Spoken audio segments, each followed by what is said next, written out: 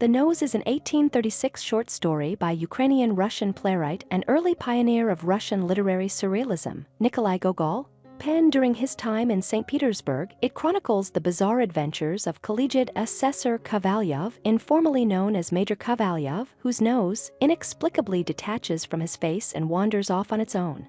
The story first appeared in the contemporary and experimental literary journal founded by the Russian poet Alexander Pushkin. Scholars have suggested that Gogol's choice of a nose as the narrative's central motif may have stemmed from his own preoccupation with his unusually shaped nose, which he often mocked in letters. Recognized as one of Russia's earliest modern absurdist tales, The Nose has since become a staple of St. Petersburg literary culture. The narrative unfolds in 3 parts. In the first, Ivan Yakovlevich, a barber, awakens on the morning of March 25 and heads to the kitchen for breakfast with his wife. He is pleased to find a loaf of bread she has prepared, but upon slicing it, he discovers a nose hidden inside. He immediately identifies it as belonging to one of his most reliable clients, Major Kovalyov. Urged by his wife to dispose of it, Ivan wraps the nose in cloth and steps outside, intending to toss it into the Neva River. Just as he is about to throw it off a bridge, a police officer intercepts him, suspecting him of suspicious behavior. Ivan attempts a bribe to secure the officer's silence but only provokes his ire. The second part centers on Major Kovalyov. Upon waking, he is horrified to find his nose missing. Examining his reflection in a mirror, he sees only smooth skin where his nose once was. Kovalyov heads to the police station to report the loss to the chief, but along the way catches sight of his missing nose, cleverly disguised as a government official.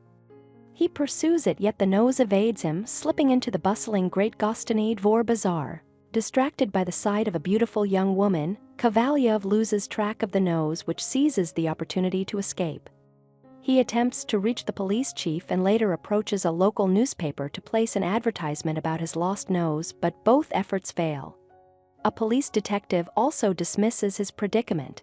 Returning home defeated, Kovalyov finds the same officer who had stopped Ivan. The nose has been detained while trying to leave the city and is returned. Initially overjoyed, Kovalyov discovers that even a doctor cannot easily reattach it.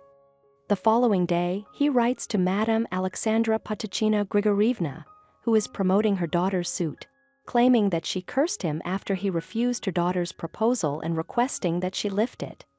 The woman, puzzled by the letter, simply reiterates her plea for him to marry her daughter, convincing Kovalyov of her innocence. Meanwhile, news of the runaway nose spreads throughout the city, sparking widespread search efforts. Part 3 occurs on April 7, roughly 2 weeks after the events begin.